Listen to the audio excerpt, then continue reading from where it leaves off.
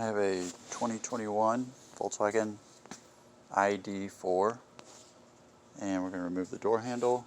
First thing we're going to do is take this thing off. It pops off the door panel. Two T30s behind that. Then loosen the screw, have a cap over it, and push it in. And then you'll take out the lock, or take the cap off the door handle. Then take the clock cylinder out. Got the entire door. Take out the latch. And then you'll see this piece of metal right here that's got that pin. You gotta look through this hole and you'll see a spot you push on to release that to slide over. I broke mine, so it's gonna get replaced. But that's how you do it.